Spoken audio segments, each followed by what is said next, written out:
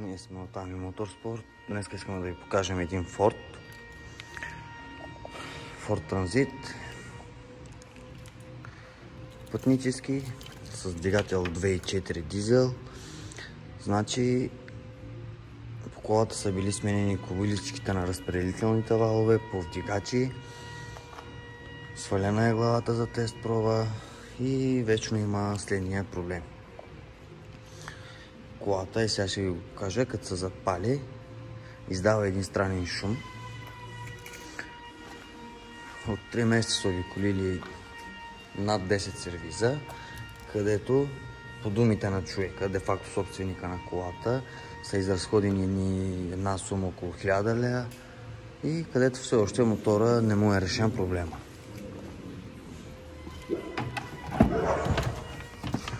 Значи,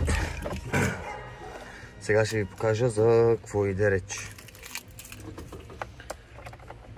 Ще гледам да хвана точния звук на бусчето.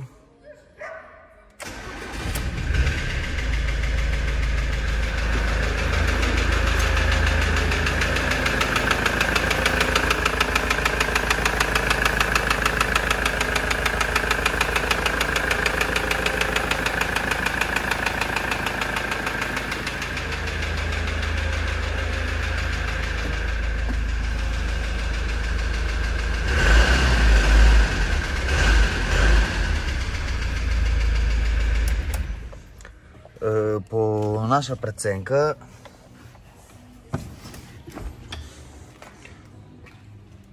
в 99% колата ще има проблем на драно бутало. Поне за сега на това се клоним с специален инструмент, стетоскоп, дето се води. Го изслушахме на буталото на първия цилиндър. Се чуваше едно надиране, но преди всичко, нали, тъй като е стара кола, ще проверим дали на всяка една дюза има достатъчно нафта. Може и да има недостиг на гориво и за това да се получи проблема. Ако всичко е наред с нафтовата система, все пак един е сравнително съвсем по-скъп ремонт, сравнително ГНП-то. И вследствие ще ви покажем за какво иде рече. И така ни е колата, пътнически.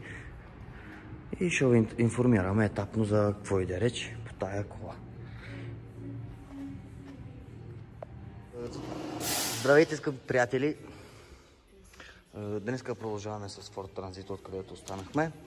Значи, разкачихме двигателя. Уж беше направен основен ремонт, отворена главата на колата, проверено е всичко топ.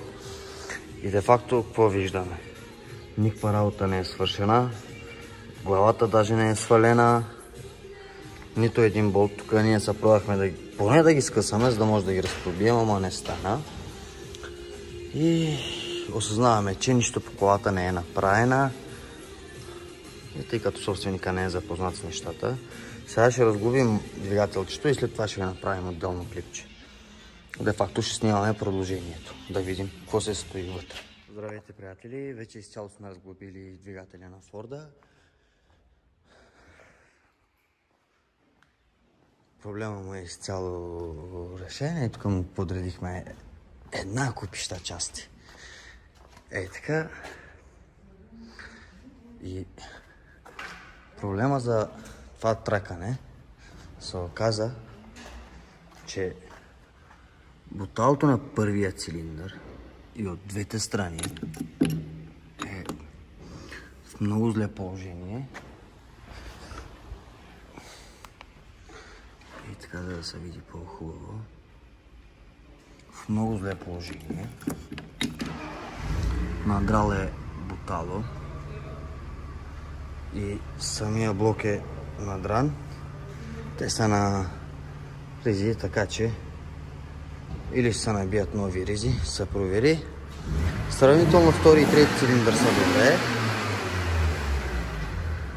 На четвъртия цилиндър пак има леко надрана. Ама поне проблема е решен. Знаем с какво са борави. И общо взето, тъй като собственика казваше, че двигателя е направен основен ремонт, никакъв ремонт не само направили на човек. Всичко се развиваше за пръв път. Чао за сега и като вземем решение какво да се направи с колата, дали ще сменим целият двигател или ще го ревизира собственика, ще ви направим допълнително клипче как стоят нещата.